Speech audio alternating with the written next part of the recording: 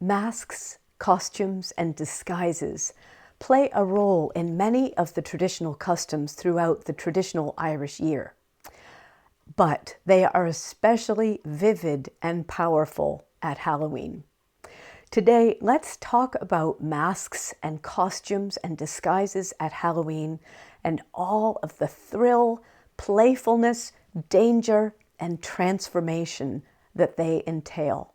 Plus, I want to share with you some ideas about how you might put some of these customs into practice yourself. And also, I have a surprise for you that I can hardly wait to share, which I'll be unveiling at the end of today's video. So I'm so excited about all of this. Welcome, my friends. Fáilte aghaidh. Fáilte aghaidh. Welcome, my friends. I'm so glad you're here. Today is especially special for me because I am madly in love with these folk customs. This is my dissertation, and it's a big one, the Otherworld Procession in Irish and Welsh literature and folklore. And a lot of it is about masking and about seasonal customs like the ones we'll talk about today. So I'm delighted you're here, and let's jump right in. So first, I just want to give you some words. You know, there's a borrowing, mask, M-A-S-C, but an older and more prevalent word that was used by people in the countryside, especially at the beginning of the 20th century, the end of the 19th century, was aghaidh, aghaidh, and literally that means a face fiddle. And what I understand of that is that a store-bought mask would have that shape where the ribbon or whatever you're putting on pulls it sort of in here. So it's the shape of a fiddle. There's also the shape of to disguise yourself, which is to ve imreig riocht. So breig riocht literally means a false shape. To take on, the breig part is false, to take on a false shape. As people did throughout the year. So these seasonal masks and disguises are there in so many of the customs through the year, but especially at Halloween. People at this time, and I'm going to share a few passages from my dissertation with you that are collected from Irish people. So I want to emphasize that people going around masked at this time were absolutely explicitly tying themselves to fairies and ghosts. That was the point. And of course, that comes from a long tradition that the dead come home at Halloween. And I made a video last year about that idea, that you can encounter the dead on the roads. At the same time, there's the tradition that the fairies are on the move. They're moving from their summer homes to their winter homes. And so when human beings want a little piece of that action, traditionally speaking, they dress up like the dead or the fairies. So Thomas P. McGarry of County Westmeath in 1943 said, "There's a tradition that people used to go about to the houses on that night. They represented themselves as the fairies. They were called fairy boys. Old people used to say, 'The fairy boys will be out dressed in the straw.' These boys pretended to be ghosts." Now, just note for some future time, this mixing, I'll say, I don't really want to say confusion, this mixing together of fairies and ghosts. In any sense, the sense of other is out in the night on Halloween. And we can, again, get a little piece of that power and thrill by dressing up like them. So how did they dress up? They dressed up with whatever they had to hand. As you heard from that, straw was an important part of that. We have cross-dressing, people dressing up like a man, woman. We have blacking of faces. We have sheets and ribbons. Here's another little passage, Sean O'Quinnigain in County Galway. And I'll just read a little bit of this in Irish because it's so nice. Sean édi gioblacha, ceangailte le súgáin tí. No leneart rabini a clúdacha ai, no édan brega agus féisóg. And there's that word breig, which means false. So this means old tattered clothes tied up with straw ropes. a multitude of ribbons hiding their face, or a mask, which is the aghaidh, literally a false face, or a mustache, or faceog, a mustache. So they dress themselves up in long white shirts and rag-tattered costumes, often augmented with straw, and disguise themselves with blackened faces or fiddles, which is fidil, a fiddle face, literally, in Irish. And they sometimes augmented these with wigs and other things, and also with horsehair, beards of horsehair. Sometime I'll make a video about horses, which is also a important part of my dissertation. I'm fascinated with these customs, especially when they're tied to horses, as the Wren boys are in Ireland. So they used all kinds of things, whatever they had to hand, to create a costume. And I love that. They really didn't purchase things. They just used what they had. They disguised other aspects of themselves. They really wanted to be anonymous. So they disguised their voices. They didn't want anybody to know, even to the point where they would order, if they were requesting a drink, they would request a different drink to put people off the scent. They changed their way of walking. And then if they were dancing, they changed their dancing. So they were looking for a complete transformation. So what was the point of all of this? To me, the idea that the fairy boys, the ghosts, all of these traditional people coming around around Halloween, there are a lot of good things that come out of that. One of them is community building. I really think, especially during the winter half of the year, that these, I call them processions, that these processions are really designed to include the community. They go to every house, and they are imitating a long tradition of the ghosts and fairies that come seeking for supplies. They come seeking food, love, money. Now, I should say those are the old stories in which the fairies and ghosts come seeking those things. The Halloween processors really are asking for food and drink, and they want to get something going. They're looking for engagement.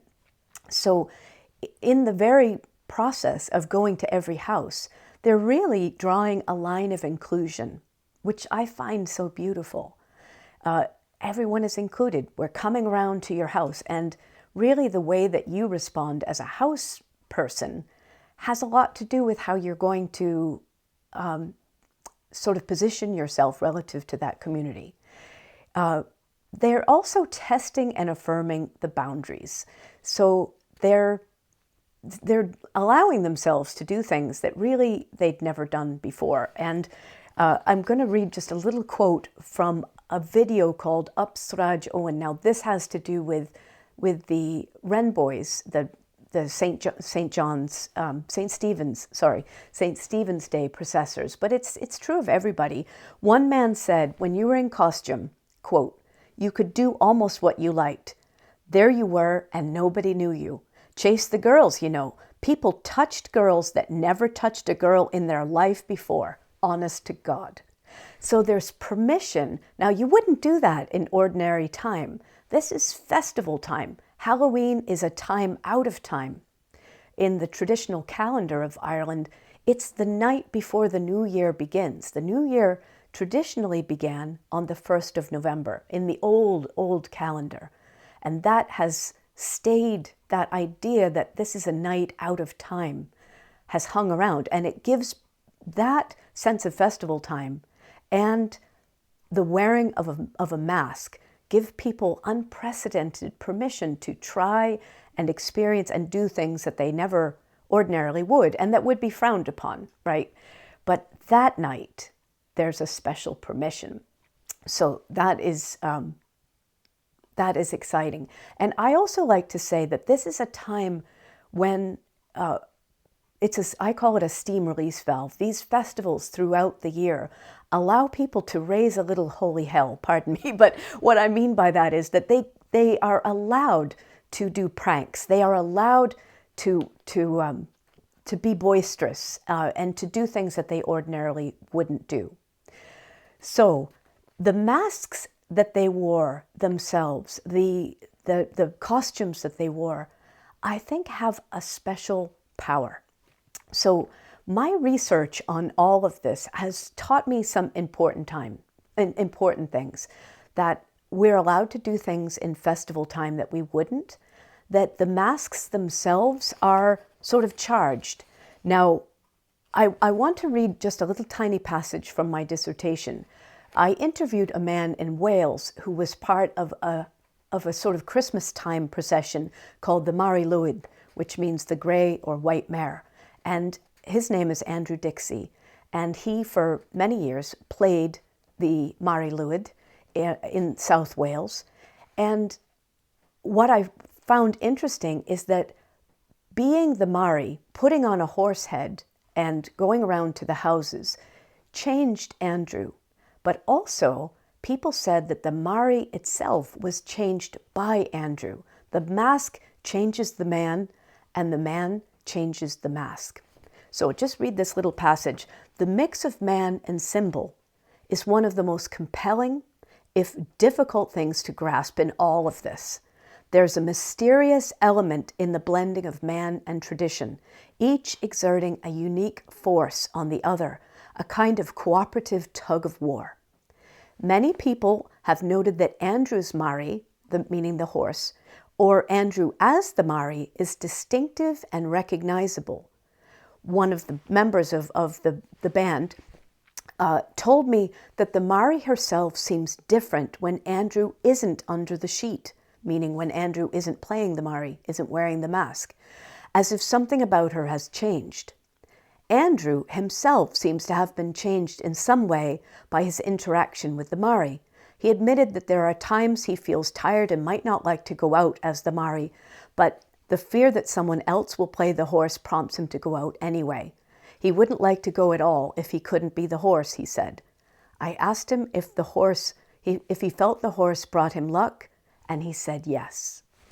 So that idea that we are changed by the masks that we wear, and we change the masks we wear ourselves. So it's a cooperative and mutual process. So festival time is charged, the masks change us, but what I really want to say for us is that masks allow us to explore new parts of ourselves, right? They allow us to play a new role, however briefly, and in doing that, we can see that in some ways who we are in our everyday is itself a kind of role. I am here playing the role of Kate the scholar, creative person who is talking on YouTube.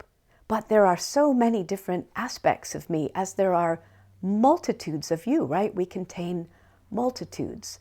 And masks allow us this opportunity to try on these other aspects of ourselves. So I see in the tradition of masking, certainly the Irish tradition, and then what we do today, the possibility of expansion and transformation. So I promised that I was going to share something with you here at the end of this video, and I want to do that right now. Close your eyes just for 1 minute here. Here's me, transformed. Now, this is a mask that I made yesterday. I hope you can see everything. I collected these leaves and seed pods and little bits and pieces in my yard. I make a mask like this many, many times in the fall. And even right now, as I wear this mask, I feel different. And I bet you perceive me differently. I sent a picture of myself in this mask, and my mother said, I wouldn't recognize you. I wouldn't recognize me either. Who do I get to be as a result of wearing this mask? I think I feel wilder. And I think I feel less like a person and more like a force of nature. Even a crannbhean, and I made a video on that, the idea of being a tree woman. I feel like a tree woman when I wear this mask. I feel like I want to move differently and embody this wildness that is in me, that I don't, I'm a polite person, as you are. And, we're following certain good roles and rules in our lives. But yet, when I put this on, I caper about and feel something older and wilder at work, in me and through me. So, and just to say, if you want to make a mask like this, just how I do this, I get a mask form, a plastic mask form, and I literally just let myself staple any bits and pieces to it that I want. This one, I made this yesterday, so you can see it's already beginning to dry up a little bit, but it's still magical. I feel magical. So I want to ask you, are you going to dress up this year? Are you going to wear a mask or a costume? Who or what will you be? And what will that new face, that aghaidh, that face fiddle, allow you to explore or experience that you don't usually? So I hope that you will share with us your, I hope that I have this. I've just lost, well, I'll sort this out later. Everything is topsy-turvy in the mask. I hope that you will share with us in the comments what your thoughts are about masks and costumes and disguises. And if you're going to wear one, tell us all about it. As ever, my friends, I am so grateful to you for being here, for the time we spend together, for what we explore together, your goodness, your generosity. I love this time with you, and I want to wish you magic and possibility and a great expansive sense of your amazing self. You are more than you even know. And maybe at this time of year, you might have some fun and explore that. Thank you again, my friends. Slán go fóileáin. Goodbye for a little while.